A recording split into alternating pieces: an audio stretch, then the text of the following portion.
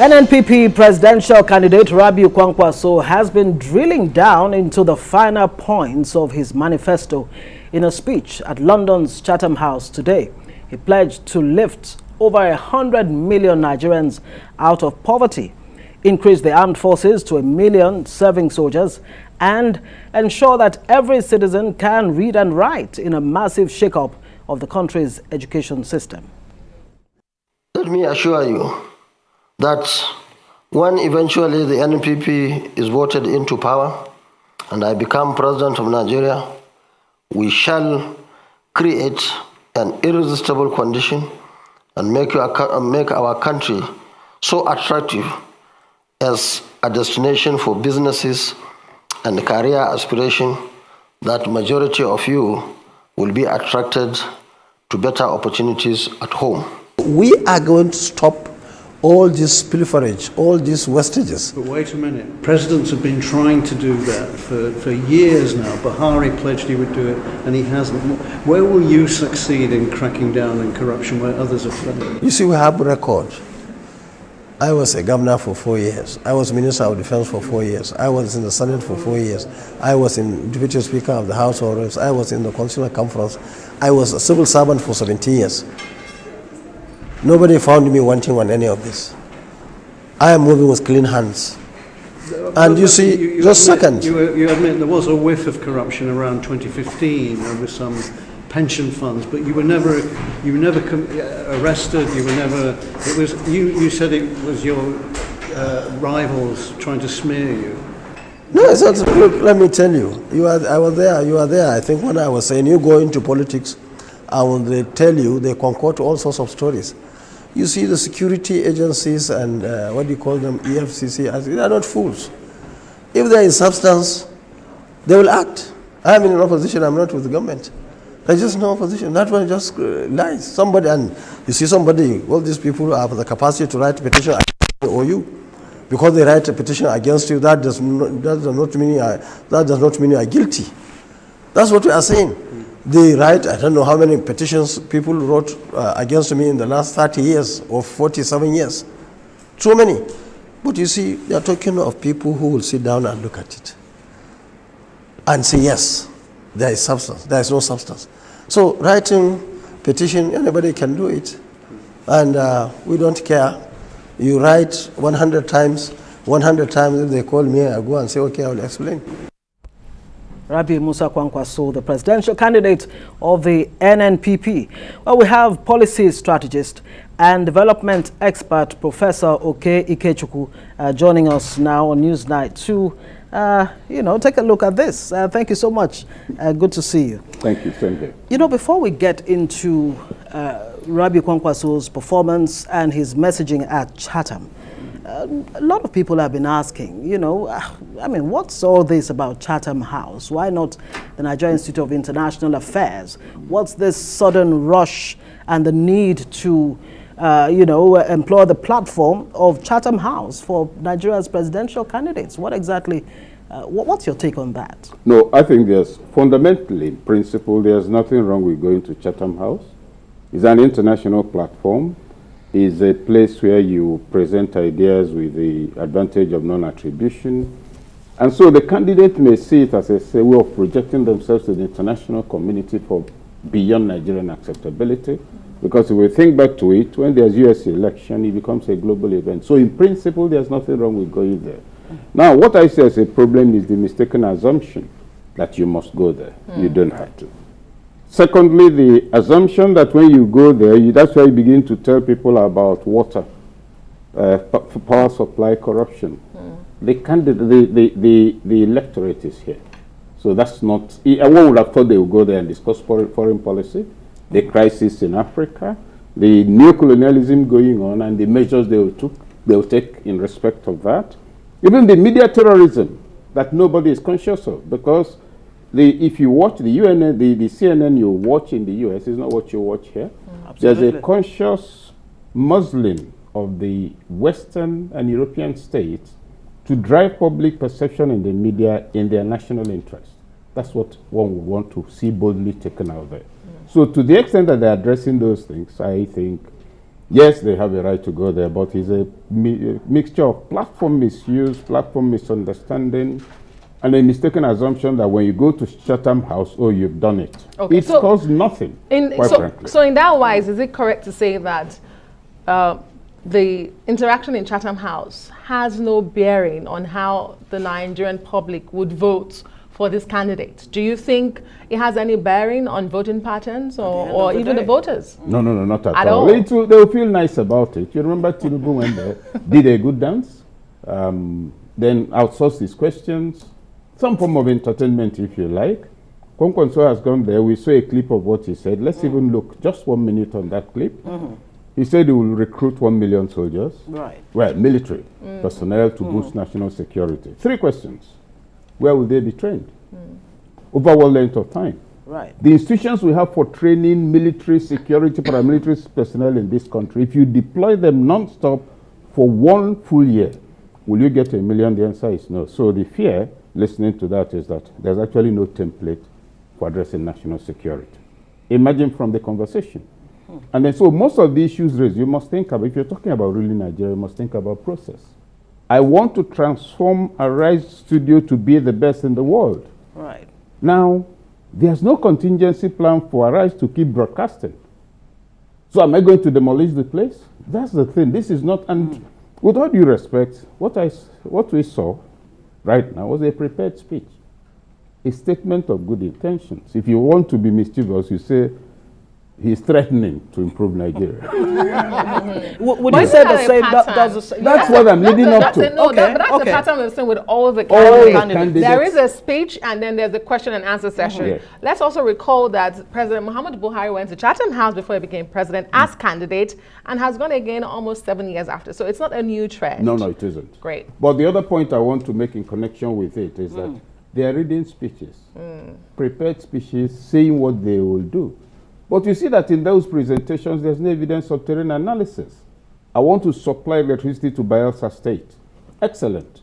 But I know nothing about the terrain. So if you ask me how I'll do it, I'll say, oh, I'll buy electric poles. Whereas the ideal thing there is underwater cables.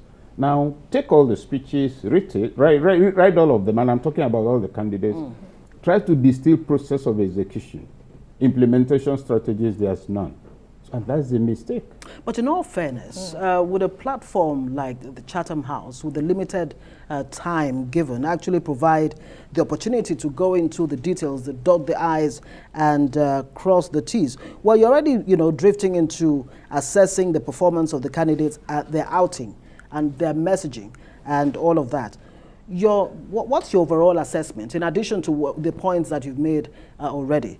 Of course, you say it has no, electoral value, whatsoever.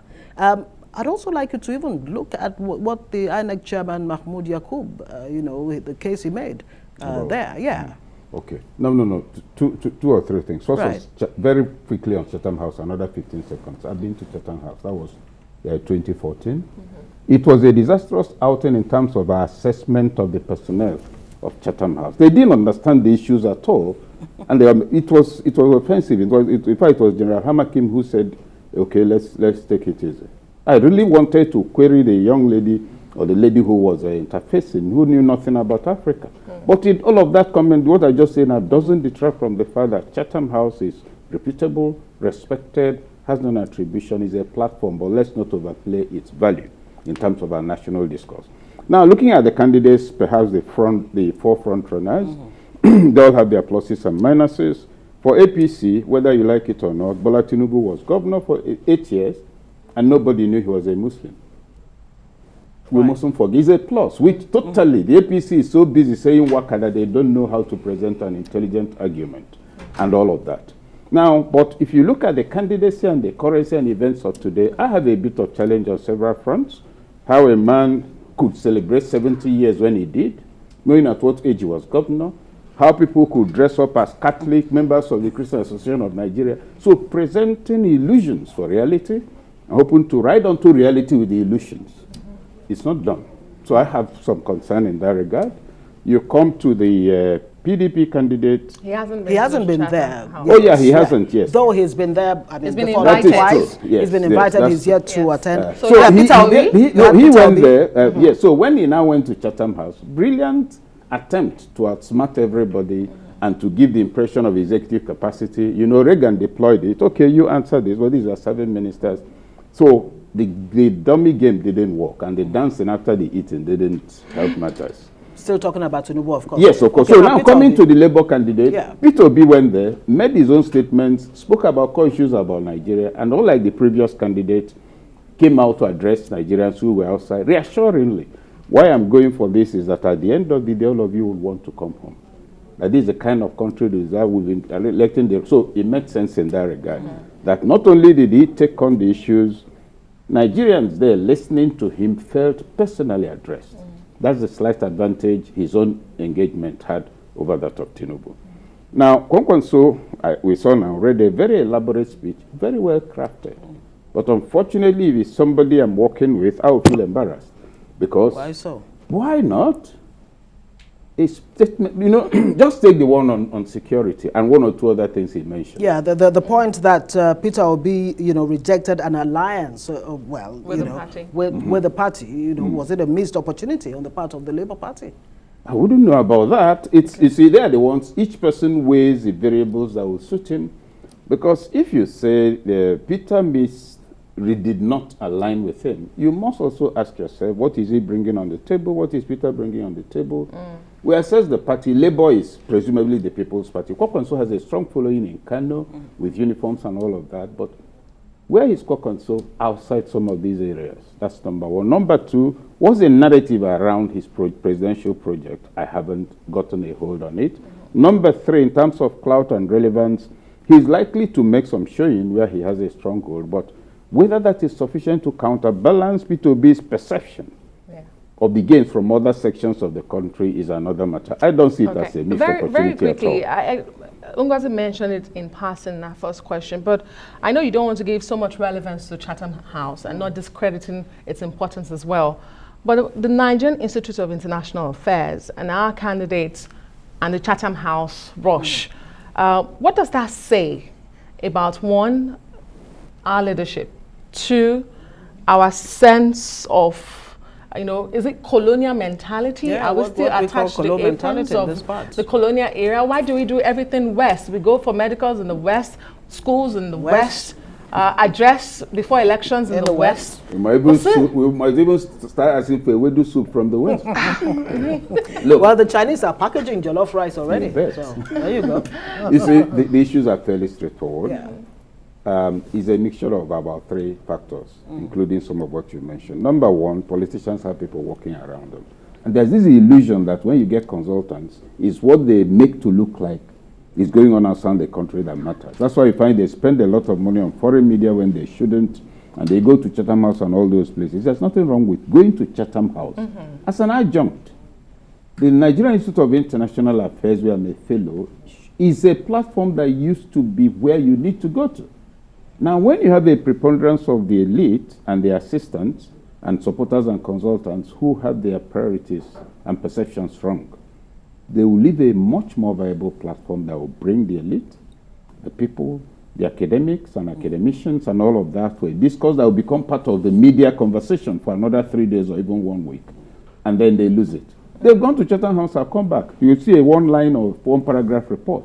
If they'd gone to international NIIA, what you'll find will be a national discourse. So why did or how did the NIA lose that, you know, respect, that global appeal that, I mean, you said used to have? No, In the 30 seconds, NIA really, is if still you can. what it is. It has Okay. a very competent and dedicated person in charge. But if you're selling good food and all of a sudden people begin to opt for alternatives, or the person paying say, no, you must go and eat in restaurant A, no matter how good your menu, your patronage will begin to drop. You have a elite, which unlike, even the military understood the value of the NIA much more than it is now. So it's not NIA itself. Its capacities are still there, its intentions are still there, its programs are still there. Even this evening, there's a leadership program Obasanjo is going to be there. I just got the notification. the political and ruling elite and the corporate Nigeria should pull back from where they've been heading for the last 15, 20 years, which is to think that national issues, especially as it pertains to the rest of the world, can be solved for us when you appear on CNN, when you are on Al Jazeera. Okay, we'll have to leave it there. Okay, Ikechukwu, policy strategist and development expert, thank you so much for joining us. Thank you very much, on Professor. News Night tonight.